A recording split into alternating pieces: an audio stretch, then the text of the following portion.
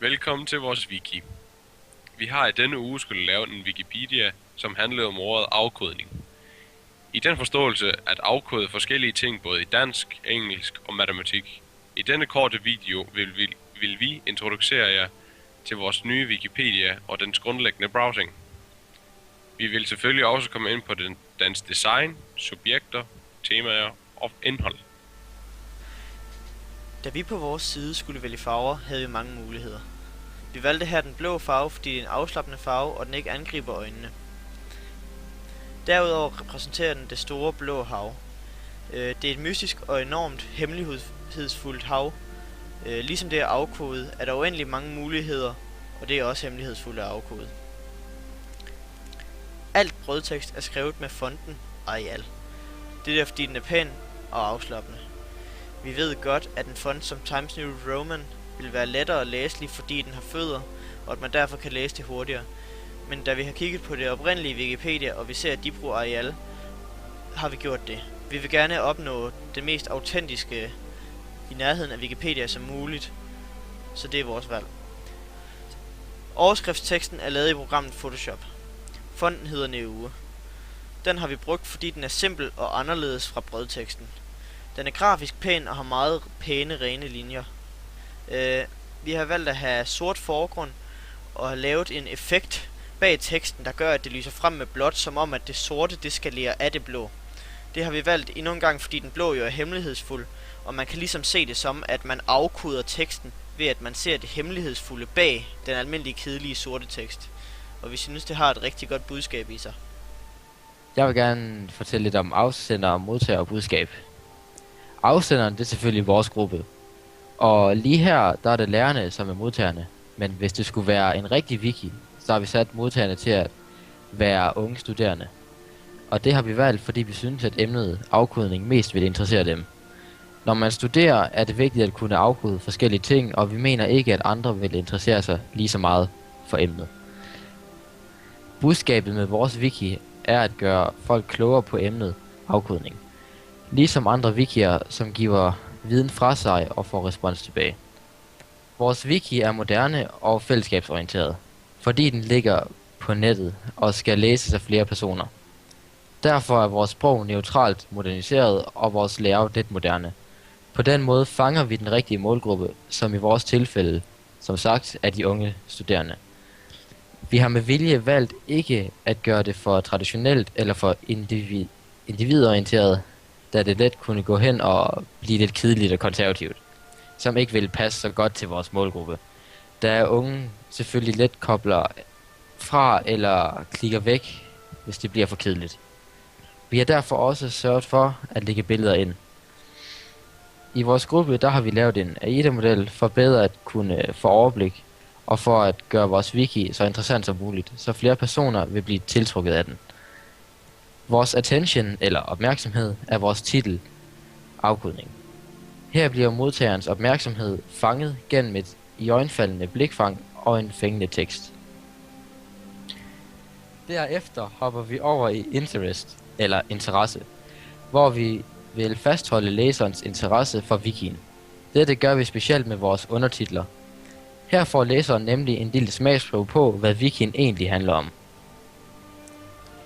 Herefter kommer vi til desire, eller lyst og ønske, hvor læseren vil læse mere. Dette har man også mulighed for at gøre i vores wiki.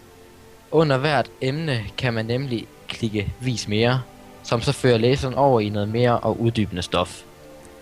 Action, eller handling, er hvor læseren får mulighed for at give feedback, ved enten at lægge en kommentar eller at starte en diskussion.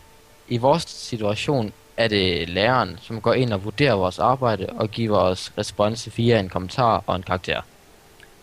Blooms taksonomi. I starten gik det meget ud på at søge information og starte ud med nogle grundlæggende ting. Det var for eksempel at finde de emner, vi vil komme meget ind på, blandt det at læse projektoplægget godt igennem. Efter det tænkte vi, at nu når det var sådan et stort, uberørt emne, man ikke rigtig kan have mange meninger om, synes at vi at kildekritik var unødvendigt.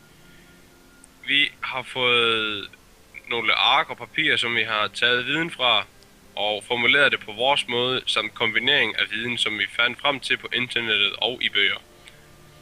Når vi har forstået stoffet, vi arbejder med, begyndte vi at bruge dets kompetencer til andre ting. Som for eksempel, vi har afkodet mange ting og har lært det efterhånden, og på den måde anvendt vores viden. I hverdagen kan vi også perspektivere over afkodning, i den forstand, at man for eksempel afkoder en mands adfærd og følelser, hvis han nu har en bestemt adfærd, hvor man kan se, hvordan han har det. Alt dette viden har vi formuleret på en informativ og beskrivelig måde, ikke for kort og ikke for langt. Symboler. I starten ser man en tydelig tabel, der giver et hurtigt og simpelt overblik over, hvilke symboler, der bliver brugt og hvad de betyder. Herefter kommer en beskrivende forklaring af alle symbolerne. Vi har prøvet at gøre forklaringen kort og forståelig og klar. Til at understøtte vores forklaring af symbolernes betydning, har vi brugt billeder, der hjælper med at illustrere og visualisere vores mening for læseren. Manipulation af grafer. Her starter vi med at komme med en kort problemformulering af hvad der skal ske, og hvad der allerede er sket. Vi indblander noget historie for at gøre det mere relevant, og så man bedre kan sætte ind i sin egen hverdag. Herefter kommer opgaven. Her ses første eksempel, som det i realiteten burde være af denne graf, og at den er understøttet med tekst og beskrivelser. Derefter kommer den manipulerede graf. Der forklares, hvad der er gjort, og hvad man har ønsket, og hvorfor man kunne ønske det sådan. Og i det hele taget så ser den her side lækker, overskuelig og let at komme til. Sammenhæng i lineære ligninger.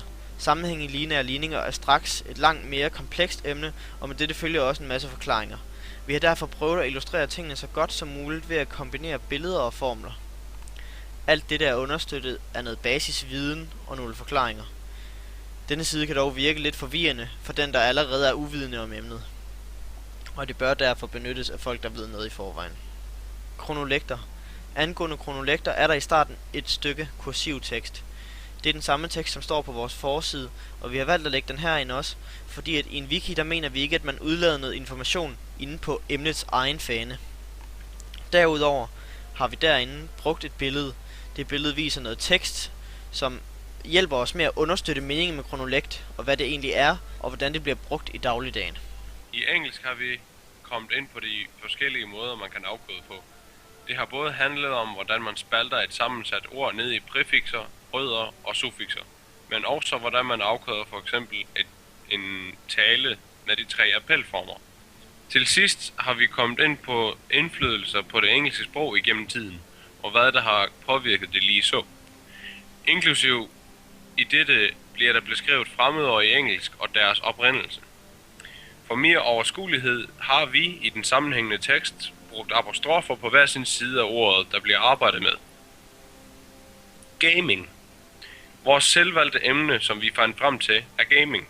Med andre ord spilning, hvor man spiller på en computer eller andre spilkonsoller inden for kategorien gaming. Inden for kategorien gaming er der rigtig mange forkortelser, betegnelser og henvisninger. Inden for dette område kan gamerforkortelser ligesom mange ting afkodes. For bedre overskuelighed har vi fremhævet ordene i teksten, som vi har afkodet. Vi har valgt at bruge den helt grundlæggende regel, keep it simple stupid. Vi har gjort vores budskaber så simple som muligt, så vores målgruppe får et godt førstehåndsindtryk af wikien. På trods af, at vi har taget udgangspunkt i denne regel, har vi valgt at eksperimentere lidt med vores layout, så det stadig er simpelt, men også moderne på samme tid.